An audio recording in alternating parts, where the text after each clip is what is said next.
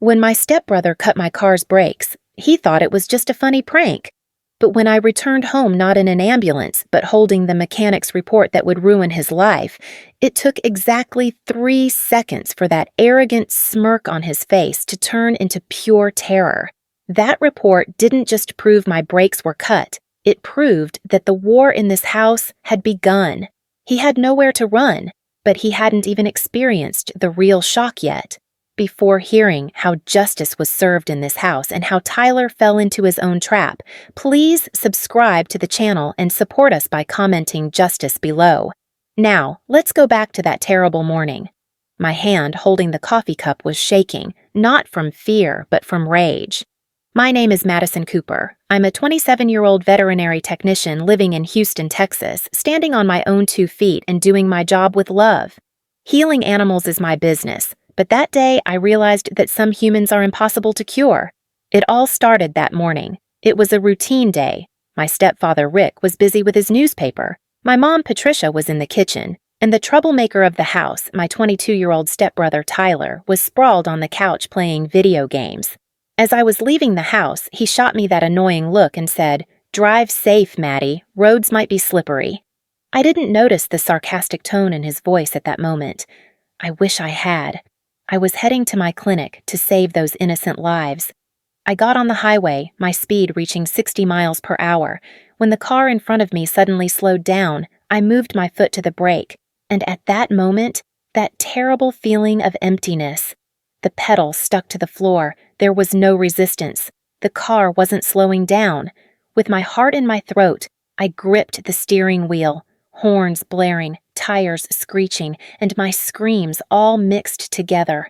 With a miraculous maneuver, I scraped the vehicle against the barriers and managed to stop seconds before crashing into a semi-truck. Death had breathed down my neck and pulled back. When I got out of the car shaking, my hands were stiff from gripping the wheel. We took the car to the mechanic I always go to, Eric Dawson, with a tow truck. Eric has known me for years, a fatherly man. But when he came out from under my car on the lift, his face was pale as a sheet. "Madison," he said, his voice trembling. "You need to see this." He called me under the car and pointed to the brake fluid hose. "This isn't wear and tear, kid. This isn't old age." He shone his flashlight on the cut end. The cut was smooth. Someone cut this with scissors or a knife. Deliberately. "This isn't an accident, Madison. This is attempted murder." At that moment, Tyler's smirk from the morning flashed in my brain like lightning. "Drive safe, Maddie."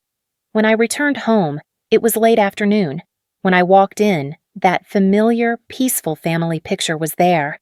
Mom was cooking, Rick was watching TV, and Tyler was still sitting on the same couch with that stupid game controller in his hand.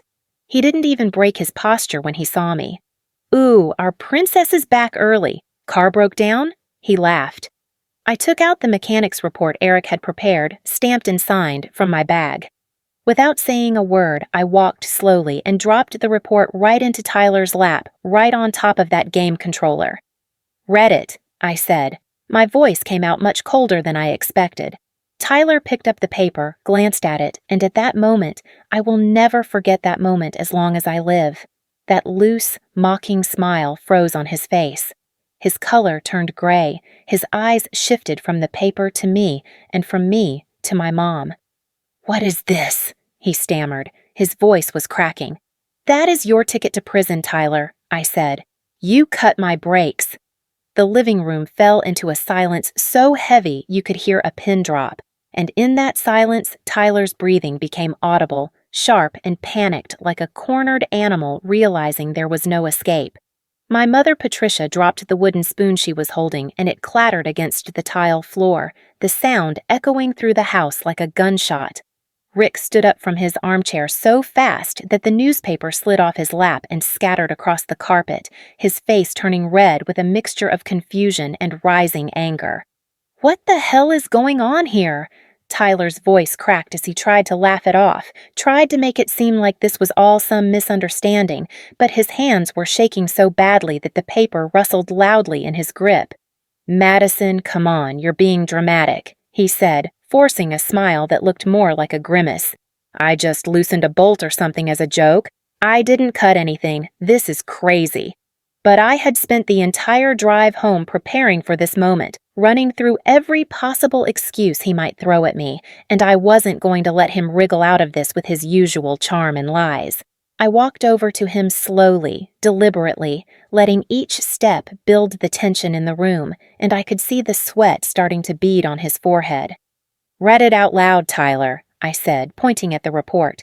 "Read what Eric Dawson, a certified mechanic with 20 years of experience, wrote in that official report. Tell Mom and Rick exactly what you did to my car."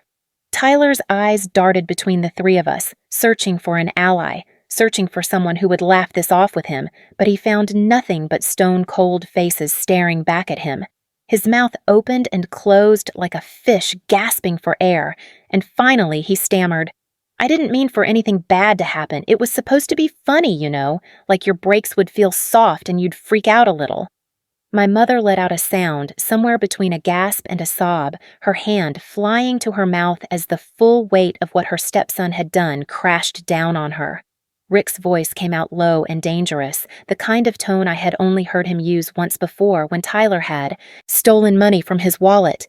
"You cut your sister's brake lines as a prank," he said, and it wasn't a question. It was a statement of disbelief mixed with fury. "Tyler, she could have died. Do you understand that? She could have crashed into another car, into a family with children. She could have killed someone else too." Tyler jumped up from the couch, the game controller falling to the floor, and he started backing toward the hallway, his hands up in a defensive gesture. No, you're all overreacting," he said, his voice climbing higher with each word. I looked it up online. I knew what I was doing. I only cut it part way so it would leak slowly. I thought she'd notice before anything happened. The absurdity of his defense, the sheer stupidity of thinking that made it any better, made me laugh, and it was a harsh, bitter sound that made everyone in the room flinch. "So you're saying you researched how to sabotage someone's brakes?" I said, crossing my arms. "You premeditated this? You planned it? You went into the garage with tools and you deliberately damaged my car in a way that could kill me. And your defense is that you thought I'd notice before I died."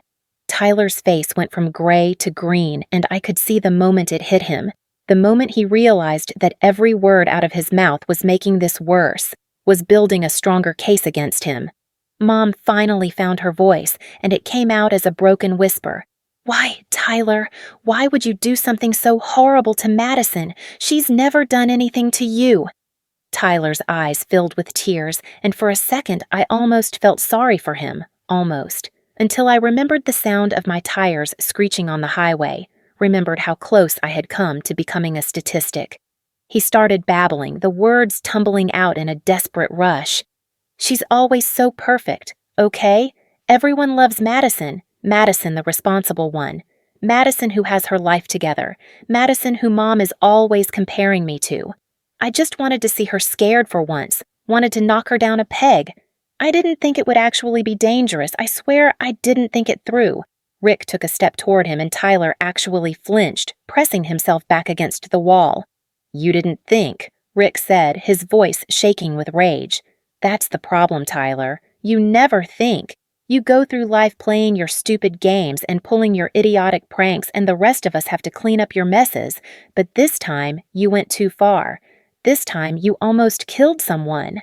My mother was crying now, silent tears streaming down her face, and I could see her looking between Tyler and me, torn between her stepson and her daughter, and I knew this was killing her, but I couldn't let Tyler get away with this.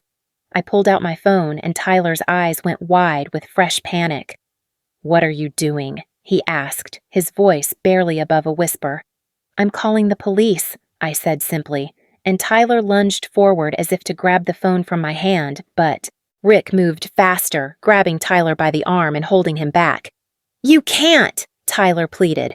"Madison, please! I'm sorry! I'm so sorry! Please don't call the cops! It'll ruin my life! I'll never get a job! I'll go to jail!" I paused with my finger over the screen, and I looked him straight in the eyes. "You could have ruined my life, Tyler," I said quietly. "You could have ended my life, and you're worried about a criminal record." The phone rang twice before a dispatcher answered, and I gave them our address and a brief explanation that I needed to report an attempted vehicular homicide. And those words, attempted vehicular homicide, made Tyler's knees buckle and he would have fallen if Rick hadn't been holding him up. The police arrived within 15 minutes, 2 officers in a Houston PD patrol car, and the moment Tyler saw the blue and red lights flashing through our front windows, his face went absolutely white, and he started hyperventilating so badly that my mother had to get him a paper bag to breathe into. Officer Martinez was a stern-looking woman in her 40s with sharp eyes that missed nothing, and her partner, Officer Chin, was younger, maybe early 30s, with a notebook already out and ready.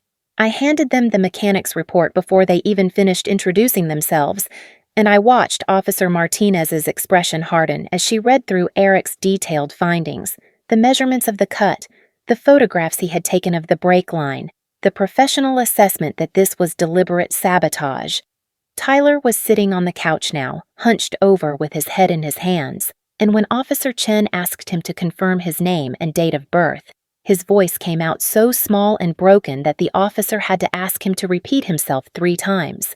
Officer Martinez looked at me and asked me to walk her through exactly what happened that morning, and I told her everything, from Tyler's weird comment about slippery roads to the terrifying moment on the highway when my brakes failed, to the miracle that I had managed to stop the car without hitting anyone or getting killed myself. She asked if there had been any prior incidents, any history of conflict between Tyler and me, and I explained that Tyler had always been the irresponsible one, the troublemaker, but nothing like this, nothing that had ever put my life in danger. My mother was sobbing openly now, apologizing to me over and over, saying she had no idea Tyler was capable of something like this, and Rick just stood there with his hands clenched into fists, staring at his stepson with a look of complete betrayal and disgust. Officer Chen asked Tyler directly if he had tampered with the brake lines on my vehicle, and there was a long, terrible silence where we all held our breath, and then Tyler nodded, just barely, and whispered, "Yes." That single word, that admission, seemed to suck all the remaining air out of the room, and Officer Martinez immediately informed Tyler that he was being detained for questioning and that he should not say anything further without legal representation present. Tyler started crying then, not quiet tears but loud, gulping sobs, begging my mother to help him, to fix this, to make it go away like she had fixed all his other problems throughout his life. But this time, even my mother, who had always been Tyler's defender, who had always made excuses for his behavior, just shook her head and turned away, unable to look at him. The officers asked Tyler to stand up and they put handcuffs on him, and the sound of those metal cuffs clicking shut was the most satisfying sound I had heard in my entire life, like justice finally arriving after years of Tyler getting away with everything.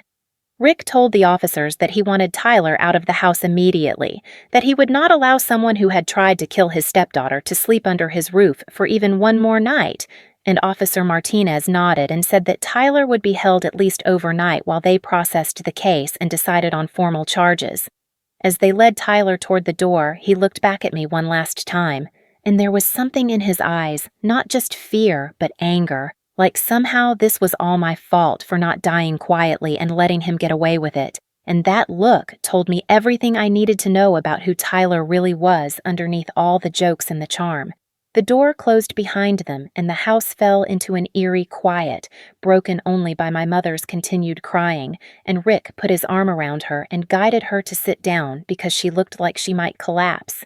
I stood there in the middle of our living room, still holding my phone, still processing the fact that my stepbrother had actually been arrested, that there would be a criminal investigation, that my life had just changed completely in the span of a few hours. My hands were shaking again, but this time it wasn't from rage. It was from the adrenaline finally wearing off, from the reality of how close I had come to never coming home at all, and I had to sit down before my legs gave out underneath me. Rick looked at me with red-rimmed eyes and said he was sorry, said he had failed to see what Tyler was becoming, failed to set proper boundaries, failed to protect me in my own home. I told him this wasn't his fault, that nobody could have predicted Tyler would do something this insane, but I could see the guilt eating at him, the knowledge that he had brought Tyler into this family when he married my mother.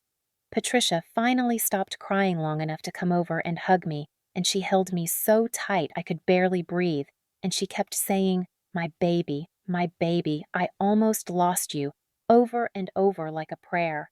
We sat like that for a long time, the three of us, trying to process what had happened, trying to figure out what came next. The police had told us that a detective would be in touch within 24 hours to get a full statement from me, and that the district attorney's office would review the case to determine what charges to file, and Officer Martinez had mentioned that given the severity and the premeditation, Tyler could be looking at serious prison time. That night, I couldn't sleep. Every time I closed my eyes, I was back on that highway with the brake pedal going to the floor, with the semi-truck getting closer and closer, and I would jolt awake in a cold sweat with my heart racing.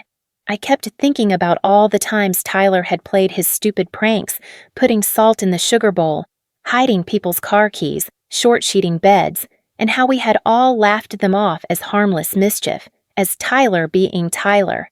But somewhere along the way, his pranks had stopped being harmless, had crossed a line from annoying to dangerous, and none of us had noticed, or maybe we had noticed, but we hadn't wanted to believe that Tyler could be that malicious, that he could actually want to hurt someone.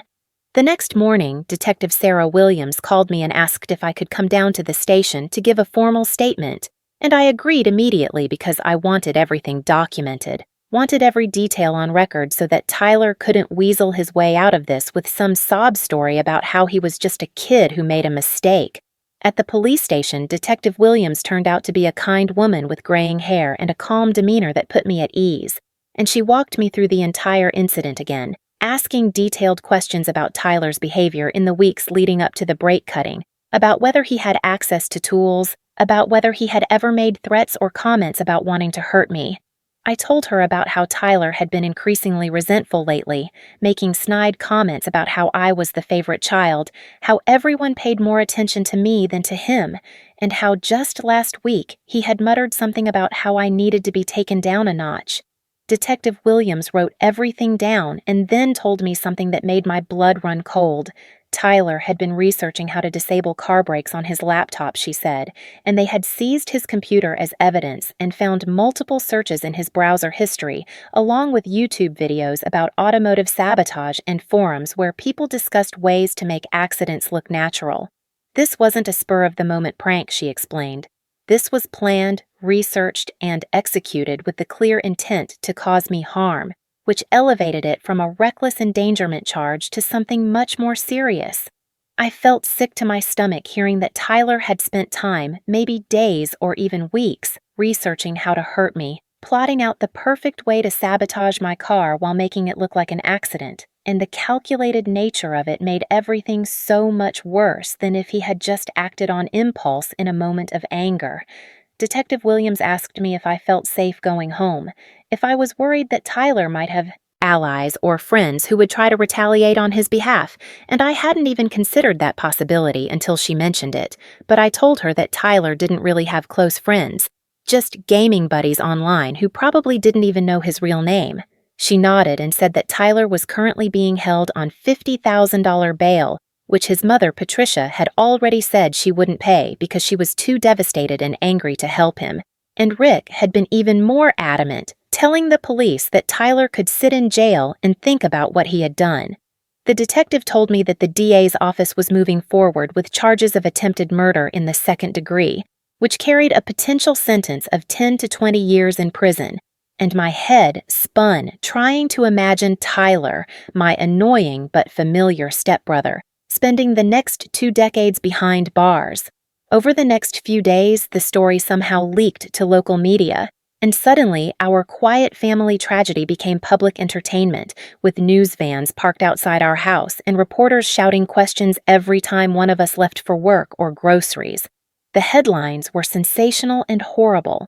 Stepbrother's deadly prank nearly kills veterinary tech, and Houston man arrested for cutting sister's brakes in jealous rage.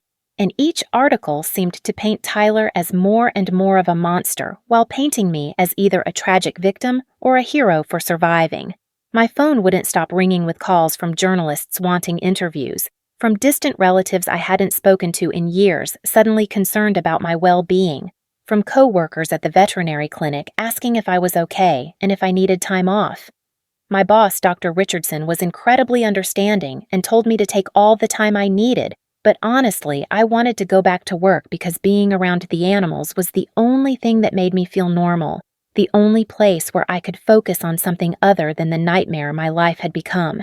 The preliminary hearing was scheduled for 2 weeks after Tyler's arrest, and during those 2 weeks I existed in a strange limbo where everything felt surreal and disconnected, like I was watching my life happen to someone else. Patricia was barely functional, spending most of her time in bed crying or staring blankly at the television, and Rick had thrown himself into work, staying at his office until late every night because being home was too painful. I tried to maintain some sense of normalcy, but it was impossible when reporters were camped outside and my phone buzzed constantly with notifications about news articles and social media posts discussing my case. Some people online were sympathetic and supportive, saying that Tyler deserved everything coming to him and that I was brave for pressing charges, but others were surprisingly cruel, suggesting that I was overreacting or that I must have done something to provoke Tyler, and reading those comments made me irrationally angry because nobody seemed to understand that I had almost died, that this wasn't some dramatic exaggeration but a literal attempt on my life. Tyler's public defender tried to reach out to me through Detective Williams, asking if I would be willing to consider a plea deal where Tyler would plead guilty to a lesser charge in exchange for a reduced sentence. And I immediately said no because the idea of Tyler getting off easy after what he had done made me physically ill. The detective said she had expected that response and that the DA was prepared to take this to trial if necessary, and honestly, I wanted it to go to trial. Wanted Tyler to have to sit in a courtroom and listen to me describe the terror of realizing my brakes weren't working, wanted a jury to see the mechanic's report and the browser history and all the evidence that proved this was deliberate and calculated. My mother begged me to reconsider, said that Tyler was young and stupid and didn't deserve to have his entire life ruined over one terrible mistake, but I reminded her that this wasn't a mistake. Mistakes are accidental. This was a choice that Tyler made after careful research and planning, and the only reason I was alive to press charges was because of sheer luck and some miracle that let me stop my car before crashing.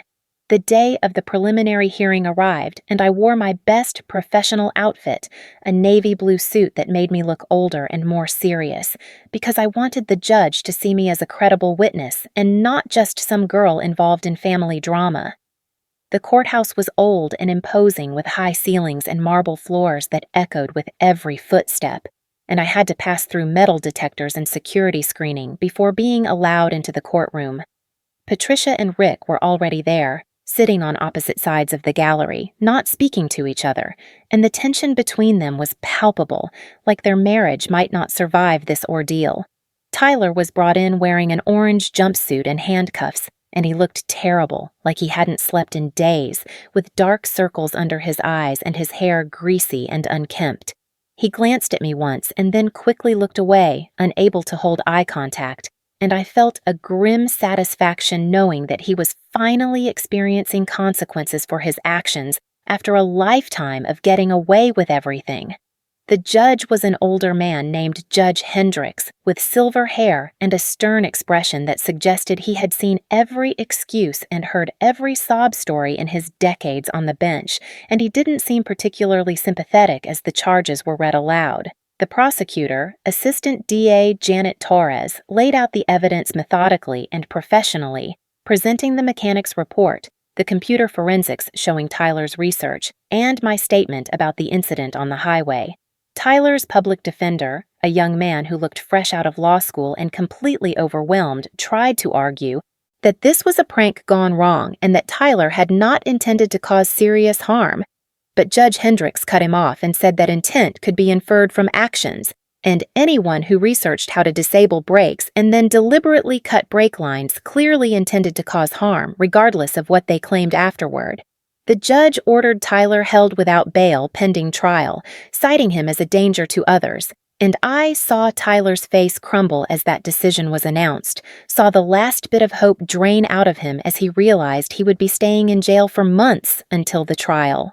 As we left the courthouse, a reporter shoved a microphone in my face and asked how I felt about my stepbrother being denied bail, and I said something about trusting the justice system and being grateful to be alive, but honestly, I felt numb and exhausted and wanted nothing more than to go home and sleep for a week. Patricia tried to approach me in the parking lot, but Rick intercepted her and they started arguing in heated whispers, and I didn't have the energy to get involved, so I just got in my rental car because I still didn't have my own car back from the evidence impound and drove away. That night, I finally allowed myself to break down, to cry, not just from anger or fear, but from sheer emotional exhaustion. From the weight of carrying this trauma and having to be strong and composed in front of judges and lawyers and reporters when all I wanted was for this to be over, for life to go back to normal. But life didn't go back to normal because there was no normal anymore. There was only before and after. Before, Tyler tried to kill me, and after when everything changed.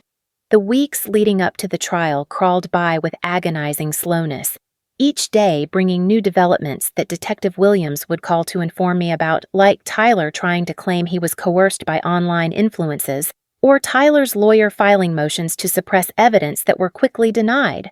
My mother stopped calling me altogether, and Rick told me privately that she was having a breakdown, unable to reconcile her love for her stepson with the horror of what he had done, unable to choose between us, and so choosing to retreat into herself instead. I felt bad for her, but I also felt angry because where was her concern when I was the one fighting for my life on the highway? Where was her maternal instinct to protect me from the person who had tried to kill me? Rick and I grew closer during this time, bonding over our shared anger and disbelief, and he told me one night over coffee that he was considering divorce because he couldn't stay married to someone who couldn't unequivocally support the victim over the perpetrator, even when the perpetrator was her stepson.